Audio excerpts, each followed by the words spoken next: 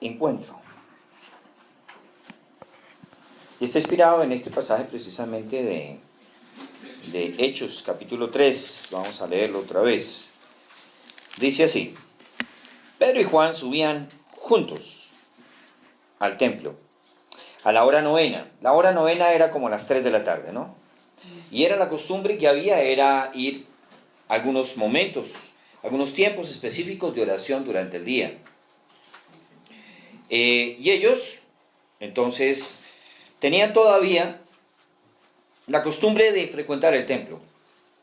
Ahora, recordemos que eso no significaba que el templo era el lugar donde la iglesia se reunía. La iglesia se reunía en las casas, debido a que ya en un momento de la historia fueron sacados de las sinagogas, pero también las casas eran el lugar de reunión, y era allí donde era el centro más significativo, que comienza a tener un valor muy importante para la construcción de la fe en las comunidades primitivas. Allí vemos que subían al templo, y era traído un hombre cojo de nacimiento, a quien ponían cada día a la puerta del templo, que se llamaba La Hermosa, para que pidiese limosna de los que entraban en el templo. El texto en el original dice que era un hombre cojo desde el útero prácticamente, desde el vientre de su madre, más o menos es lo que quiere indicarnos. O sea, lo que quiere decir es que de alguna manera este hombre nació así, nació cojo. ¿Ok? Dice en el versículo 3, cuando vio a Pedro y a Juan que iban a entrar en el templo, les rogaba que les diesen limosna. ¿Sí me están siguiendo todos? ¿Tienen Biblia allá atrás? ¿Sí? Ok. 4. Pedro con Juan, fijando en él los ojos, le dijo: míranos. Entonces él les estuvo atento, esperando recibir de ellos algo. Mas Pedro dijo: no tengo plata ni oro, pero lo que tengo te doy. En el nombre de Jesucristo de Nazaret, levántate y anda. Y tomándole de la mano, y tomándole por la mano derecha, lo dejó caer. ¿No lo dejó caer? No, lo levantó. Lo levantó. Oye, qué interesante. Y al momento se le afirmaron los pies y los tobillos. Y saltando se puso en pie y anduvo, y entró con ellos en el templo andando y saltando y alabando a Dios. Y todo el pueblo le vio andar y alabar a Dios. Y le reconocían que era el que se sentaba a pedir limosna a la puerta del templo La Hermosa. Y se llenaron de asombro y espanto por lo que le había sucedido. Y teniendo asidos a Pedro y a Juan, el cojo, que había sido sanado, todo el pueblo, atónito, concurrió a ellos al pórtico que se llama de Salomón. En uno de los relatos de los padres de la iglesia hay un encuentro de Tomás de Aquino con el padre Inocencio II. Y él estaba contando el dinero en ese momento. Y miren lo que pasó. Tomás de Aquino visitó al Papa Inocencio II cuando estaba contando una gran suma de dinero. ¿Ves, Tomás?, dijo el Papa, la iglesia ya no puede decir no tengo plata ni oro. Es cierto, Santo Padre, fue la respuesta, ni tampoco puede decir ahora levántate y anda. ¿Qué es mejor?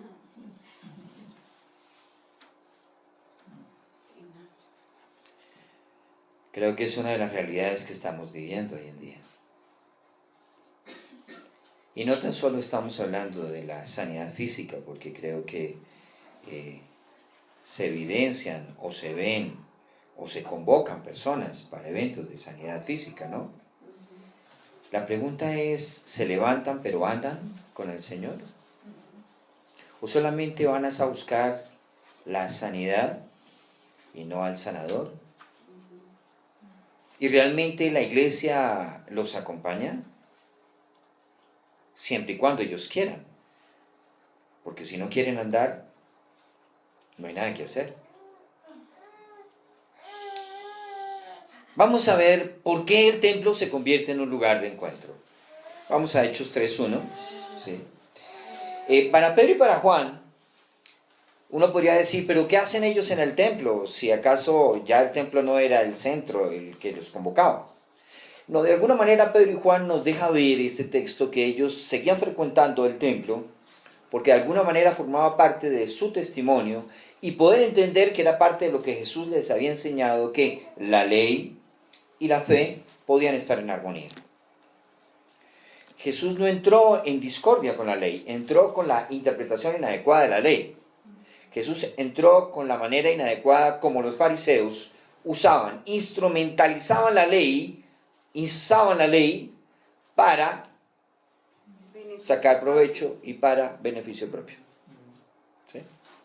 Eso es lo que realmente nos vemos.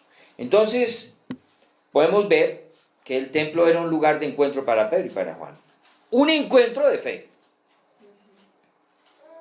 Un encuentro entre una fe nueva y la ley. La nueva fe y la antigua disciplina podían estar en armonía, dice Barclay. Podían estar en armonía.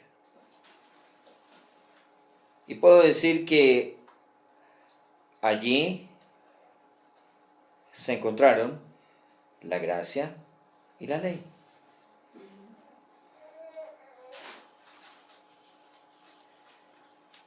Pero, ¿por qué llevaban a este hombre? Si nos damos cuenta, en el versículo 3, en el versículo 2, era traído un hombre cojo de nacimiento, a quien ponían cada día a la puerta del templo, que se llamaba la Hermosa, para que pidiese limosna de los que estaban en el templo. En la cultura oriental, ¿qué pensaban las personas? ¿Qué pensaban las personas? Las personas pensaban que era un lugar adecuado, ese lugar para pedir. Mírenlo. Porque allí se unía el culto a Dios y la generosidad. Y todavía dentro de los templos católicos se encuentra una cantidad de indigencia. Yo estuve en El Salvador hace unos 6-7 meses y la cantidad de habitantes de la calle alrededor del templo es tremendo. Pareciera que ese es el momento perfecto para pedir. Tristemente, también vemos eso desde el púlpito. Pareciera que es el lugar perfecto para pedir. Entonces hoy se utiliza el culto de Dios para pedir. Es otra forma de instrumentalizar las reuniones de la iglesia para recaudar dinero. El diezmo y la ofrenda es un principio, pero no es un abuso. Cuando los principios se convierten en abusos, tenemos problemas. Porque allí tenemos que rendirle siempre cuentas a Dios de nuestras cuentas. Entonces eso sí trae juicio sobre la iglesia. Y juicio de una gran miseria. ¿Pero dónde? Si tienen troopers, si tienen poderosos carros. Una profunda miseria espiritual. Es lo que está trayendo. Una gran riqueza, pero una profunda miseria espiritual. Una profunda pérdida de identidad. Un pésimo testimonio. Entonces, tenemos que el templo deja de ser un lugar de encuentro. ¿Para qué? Para convertirse en un lugar para pedir. No es el lugar donde se construye la fe. No es el lugar donde se celebra la fe. No es el lugar donde se edifica la fe. Sino el templo se convierte en un lugar para pedir. Ahora, se aprovecha de alguna manera de la necesidad del otro. Pero en este caso vemos este doliente que va al templo. Miren las características de este doliente. Cojo de nacimiento. O sea, desde que estaba en el vientre de su mamita, el hombre parece que hubo un factor genético ahí y el hombre nació cojo. No nos dicen qué condición, qué tipo de cojera tenía, si no tenía el pie, si lo tenía, si estaba torcido, si no estaba. El hecho es que este hombre, en el versículo 3, nos muestra que desde su nacimiento, o sea, se puede dar cuenta que a este hombre lo ponían cada día. Podríamos ver que algunos de los fariseos lo vieron crecer con el pie chueco, con el pie torcido. Lo vieron desde su nacimiento, ya era un hombre. Lo pusieron desde niño allí. Y dice acá que a ese momento lo dejaban cada día. O sea, miren, cojo, era llevado por sus familiares, era dejado en el templo cada día. Y esto a mí me pone a pensar algo. Y es una pregunta que tenemos que hacernos. ¿Cuánto tiempo pasó? ¿Cuántas veces la gente que fue al templo no lo vio y nunca hicieron nada diferente por él, sino darle limosna? Sí, aún todavía uno pasa por las calles y uno piensa, ¿dónde está la familia? Porque ¿cómo llegó a este sitio? Uno lo piensa. Ah, mira esa pregunta. ¿Qué concepto podría tener la familia de este hombre? ¿Sí? ¿Y qué concepto podría tener la familia de este hombre del sistema religioso? ¿Qué pensaban ellos del sistema religioso? ¿Sí? ¿Y qué pensaban los sacerdotes del templo? Porque lo vieron crecer. Ahora, ¿será que muchas veces en un templo o en una comunidad de fe lo que hacemos es perpetuar la parálisis de los otros? ¿Será que nos acomodamos a esa condición, a esa situación?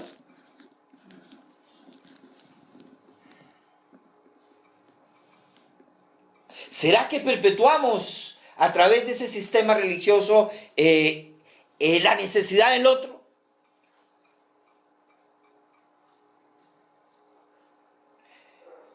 La respuesta no es ser asistencialistas.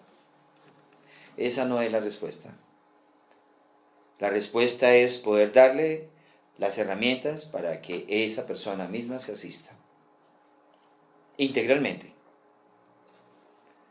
Pero eso de estar proveyendo, deme para el bus, deme un computador, deme, sí.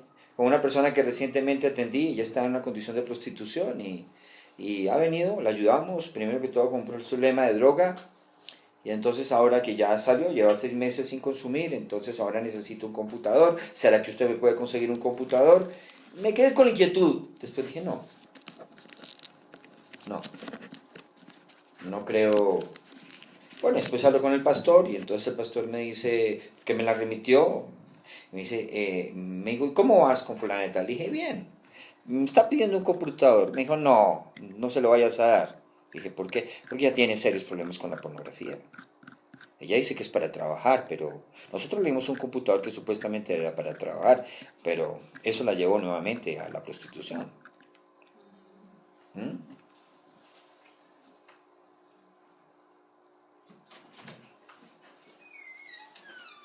Aunque en ese proceso pienso yo que hay etapas en las que el asistencialismo es válido. Lo que tú dices, hasta un punto y ahí ya hay que esperar algún crecimiento en la persona. Sí, para mí el asistencialismo es como una carreta, es como el carro que está apagado. Tú lo empujas y arranca. Pero si él quiere seguir que lo sigan empujando, no arranca. ¿Sí? Yo lo puedo empujar. Digo, yo te ayudo a que asumas ciertas responsabilidades, te doy algo, arranca. ¿Sí? Yo me acuerdo un pastor en Venezuela que tuvo una viuda. Uno de las personas que servían se accidentó, murió, y esta señora, el hombre le dijo, mira, voy a hacer lo siguiente, yo te voy a ayudar, vamos a montar un negocio de pizza. Yo no voy a tener ningún negocio contigo, la iglesia va a hacer una inversión y te van a dar eso, y eso es tuyo, eso no tiene nada que ver con la iglesia, te vamos a ayudar, y tú vas a proveer, te vamos a dar la materia prima por un mes, de ahí tú arrancas. Y así lo hizo. Y esta mujer, hoy en día, podríamos decir que cuando yo me vine, tenía por lo menos 5 pizzerías. ¿Y cómo arrancó? ¿A qué? Ahí es una función importante, el asistencialismo. Pero eso de deme, yo quiero, yo necesito, no. Yo conocí un pastor. Esa situación específica no sería asistencialismo. Ajá. Esa situación específica es la provisión para algo que va hasta el futuro. El asistencialismo es que todos los días esté pidiendo algo o dependa de que alguien le tiene que dar todos los días porque no está haciendo ningún tipo de esfuerzo. Eso es Okay. Yo conocí un pastor que él tenía una comunidad de fe aproximadamente de unos 400 personas, de las cuales 200 eran niños. Y él les daba, cada vez que ellos iban a la reunión, les daba su leche, les daba su pan, ¿sí? Y les daba un desayuno. Pues resulta que cuando cambió la política de la alcaldía, ¿sí? Entonces él no pudo, porque es que conseguir 200 cada domingo, 200 panes, 200 huevos, 200, no es fácil. O sea, allí se le va a uno como sus 300, 400 mil pesos, ¿sí? Y más mensualmente. Entonces él no pudo seguir alimentando. Y entonces, ¿qué pasó? No regresaron, ni los niños ni las familias. Y este pastor quedó una profunda frustración que hasta el día de hoy no se pudo recuperar. Entonces, ¿hasta qué punto muchas veces nosotros asistimos, o por ejemplo, asistimos a una necesidad existencial en las personas, o asistimos a una necesidad afectiva en las personas, pero no le damos los recursos para que ellos mismos puedan construir relaciones, se sanen y continúen? ¿Sí? ¿Qué haría este hombre después de esta sanidad? Mi pregunta. ¿Qué pasaba allí? Siguió pidiendo en el templo, ahora decía, mira, es que ahora no tengo trabajo. ¿Sí? Antes lo hacía porque estaba cojo. Ahora es porque no tengo trabajo. Mañana, ¿o qué pasó con este hombre? No nos dice nada el texto. Pero sí hay algo que nos dice el texto y lo vamos a ver ahorita. Entonces, el templo, miren, ¿qué podrían pensar los sacerdotes del templo acerca de este hombre y su condición? Que no tuvieran ninguna acción sobre su vida. ¿Qué tipo de sacerdocio estamos ejerciendo? Y luego sentían que no podían hacer nada más. A veces el sistema religioso puede sentir, hasta aquí ya ese hombre cojo, ¿qué más vamos a poder hacer? Pero fíjate que eso es una atrofia del sistema religioso. Sí, claro, eso... Totalmente, es Eso una es lo que atrofia del manejaban sistema religioso. que era el pecado. Esto es producto del pecado y como tal tiene que seguir cargando el producto de su pecado. ¿Sí? Que es lo que le preguntan al Señor en un momento, ¿quién pecó? ¿Este o sus padres? Entonces siempre estaba el concepto de que si algo no le está saliendo a uno es porque pecó. ¿Sí? Y seguimos manejándolo porque eso es normal. Sí. Dentro de nuestras comunidades seguimos, este le pasó, no, pecado. ¿Cuál es? Vayamos a ver mejor. Ok. Revises. Ok. ¿Sí? ¿Ah? Revises. Revísese. Entonces, ok. Entonces, por ejemplo, entonces el tema es que cuando hablamos solamente de un evangelio, solamente hablamos un evangelio, pero no vivimos un evangelio. Cuando solamente pensamos que el mensaje del evangelio es un tema de dejar el mensaje, que reciba a Cristo y listo. Simplificamos el mensaje del evangelio cuando el evangelio trasciende a esas realidades. Y hay un elemento aquí muy importante, que el templo se puede convertir en un lugar de parálisis, totalmente. Y espero yo no legitimar sus parálisis, sino hacerlos andar. Y eso implica fregarles la pita, bastante. Sí. Porque la parálisis es totalmente, sí, estática. No es actividad, es estática.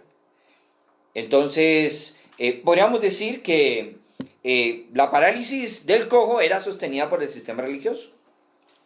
Y por la familia. Y por la familia. Exactamente. Entonces, ¿a qué yo voy a un templo como estos? A pedir. Yo vengo aquí a pedir económicamente. Yo vengo aquí a pedir de alguna manera que me ayuden psicológicamente. O yo vengo aquí a construir la fe. O yo vengo aquí a buscar el novio que Dios tiene para mi vida. Es otra forma de pedir. ¿Sí? Entonces miren esos huevitos. Todos insatisfechos porque no les han dado lo que ellos quieren. ¿Verdad? No les han dado lo que ellos quieren. No hay ninguno ahí que podamos decir que estaba satisfecho. ¿Sí? No, eso produce una profunda insatisfacción. Entonces por eso es que también nos volvemos criticones, no críticos, criticones. Es que allá, es que. Entonces realmente el templo se puede convertir en un lugar de parálisis. O el templo se puede convertir para nosotros en un lugar de confrontación. Miren lo que sucede allí a Pedro y a Juan. En el versículo 3, cuando vio a Pedro y a Juan que iba a entrar en el templo, le rogaba que le diesen limosna. Pedro con Juan, fijando en él los ojos, le dijo, míranos. La pregunta es, ¿qué fue lo que vio este hombre en Pedro y en Juan? Sí, porque hay veces las personas que piden a cierta persona, no piden a todas las personas. Sí. De pronto los vio, uy, estos tienen plata. No sé. ¿Cierto? ¿Y qué fue lo que vio Pedro y Juan en él? Que le dijeron, míranos. ¿sí? Mírenos. Entonces dijo, uy, aquí me van a dar 18. ¿Ah? Y resulta que no le dieron lo que él esperaba. Entonces yo me hago una pregunta, ¿qué tengo yo para dar en el nombre del Señor? Porque es que no solamente plata y oro es lo que tenemos que dar. ¿Qué otras cosas tenemos para dar? En el nombre del Señor. Y a veces no tenemos que dar, porque no es para dar. Hay veces que le damos a personas que es como van y tocan en la casa, es que tienen ropita, la ropita van, suben 2 cuadras y en las boutiques de los pobres ahí las venden y luego se van a consumir droga. Ay, dime una bolsa de leche, es que tengo un hijo que no sé qué. La bolsa de leche va y la venden. Es que quiero unas papas fritas. Entonces Juancho me enseñó de las papas fritas abiertas. Entonces se molestan. Ay, ¿por qué abrió las papas? No, pues es que las va a vender, ¿sí o no? Van y venden las papas, van y venden las galletas para consumir droga. Es que tengo mucha hambre. Ah, ni un peso. Pero aquí en este sector hay bastantes indigentes, entonces uno ya se las conoce. ¿Sí? Entonces, o van fumando. El otro día venía con una persona aquí para el renuevo, nos encontramos en la casa y bajamos. Entonces me encontré con 2 indigentes, entonces los saludan a uno. Profe, ¿cómo está? Hola, ¿cómo te va? A la siguiente cuadra, ¿qué tal, profe? Hola, ¿cómo estás? Luego, pastor, ¿cómo le va? Cuando llega acá me dice, uy, con esos amigos yo no voy a ser su amigo, me dice él. Con esos amigos sí, que usted tiene en la calle, ¿ya? Entonces, yo a ellos no les doy. Y ellos saben que yo no les doy y ya no me piden. Ellos saben cuándo me piden. Cuando realmente tiene una necesidad evidente y yo veo. Entonces el otro, profe, es que la llanta del carro, mire, se me salió del eje y necesito 5,000 pesos. Cojo los 5,000 pesos y al otro día le dije, quiero ver la llanta en el eje. Y voy y la reviso la llanta a ver si está en el eje. Sí, está en el eje. Si ve, es que usted también piensa mal de uno, ¿no? No es que piense mal de uno, es que sí. Y a uno que lo vi vendiendo droga le dije, conmigo no cuente. Yo no voy a promover la venta de droga en este sector. Conmigo no cuente en ningún tipo de ayuda. Y el viejo me saluda de todas maneras. Sí. Entonces el otro día lo vi tirado ahí en la 58, decía, ayúdeme, un agua. O sea, parece que estaba intoxicado. Entonces fui, le traje el agua, se la tomó. Y cada vez que me saluda me dice, uy, pana, ese día usted me salvó. Gracias por esa botella de agua, ¿no? Entonces, miren, o sea, también tenemos que saber dar. La Biblia dice que hay que dar como conviene. Hay que dar como conviene. Entonces no tengo plata ni oro, pero lo que tengo te doy. La pregunta, ¿qué es lo que estamos dando? ¿Estamos dando como conviene realmente? En Proverbios. Ah, sí. Ahora, ¿venimos a tomar o venimos a recibir para dar? Es muy diferente. Yo vengo aquí a tomar. Qué bueno que se edifique, pero ¿vengo a tomar o vengo a recibir para dar? Yo recuerdo en una oportunidad estábamos en el hospital y estábamos con un médico y de pronto hubo un gran alboroto en la fila. Y entonces después entendí qué fue lo que pasó. Un hombre se coló en una fila de esas que hay que madrugar a las 4 de la mañana, Hospital del Estado, ¿sí? La gente abren a las 6, comienzan a entregar las boletas y uno se coló y se alborotó toda la fila. Entonces el que se coló le dijo, deme la ficha. El cajero le dije, no, tiene que ser la fila, deme la ficha. Entonces llamaron al señor de seguridad y la seguridad en los hospitales es un viejo barrigón con un bolillo. Que se cree el dueño. Típico. Sí. Con alto poder. Sí, con alto poder, ¿sí? Es el dueño del hospital. Sí, entonces llega allá, entonces, pues lo que hizo este hombre, le quitó el bolillo y se lo puso en la nuca. Le quitó el bolillo. Entonces llamaron al gerente, el doctor José Manuel. Entonces bajó el doctor José Manuel y el doctor José Manuel se acerca al hombre y le dice, ¿cómo te llamas? Y entonces el hombre le dice, Manuel. Oye, yo también me llamo Manuel. ¿Cómo estás? Y hace contacto.